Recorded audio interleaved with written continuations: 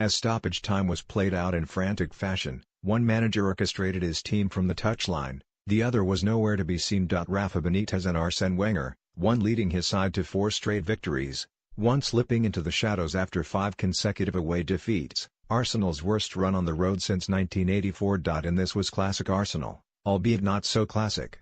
They saw plenty of the ball, had a host of chances but, ultimately, were just too flaky to see home a victory which should have been theirs. Newcastle, 4-4-1-1, Dubravka 6.5, Yedlin 6.5, Lejeune 7, Lascelles 6.5, Dummett 6.5, Ritchie 7.5, Murphy 85, Diem 7, Shelvey 8, Kennedy 6.5, Perez 7.5, Joselu 79, 6, Gale 6.5, Slimani 63, 6 subs. Nu, Darlow, Clark, Hayden, Manquillo scorers, Perez 29, Ritchie 68 bookings, none manager, Rafa Benitez 7 Arsenal, 4-2-3-1, Czech 5, Chambers 5.5, Maitland-Niles 78, 5, Holding 6, Mustafi 6, Monreal 6, Xhaka 6, El Neni 7, Iwobi 5.5, Nketiah 86, Willock 5, Welbeck 68,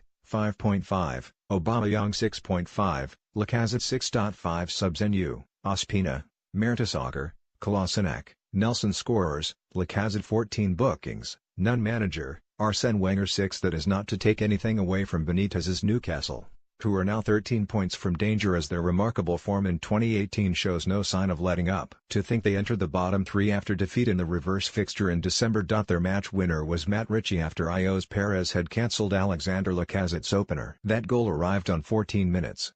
It was always going to be the case that Aubameyang and Lacazette would inflict some sort of pain on Newcastle, the club who tried to sign the pair at various junctures during the reign of former chief scout Graham Carr. The hierarchy balked at the prices being quoted back then, even if they were a fraction of the combined £105 million it cost Arsenal to take them to North London. And they combined clinically here, Aubameyang outwitting DeAndre Yedlin on the left and sweeping to the far post for a full stretch Lacazette to hook home.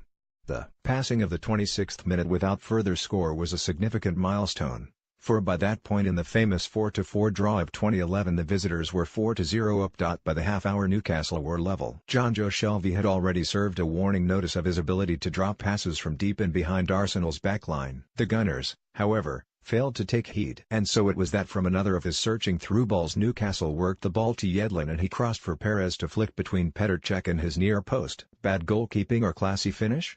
Certainly more of the latter, but the Arsenal goalkeeper is not what he once was.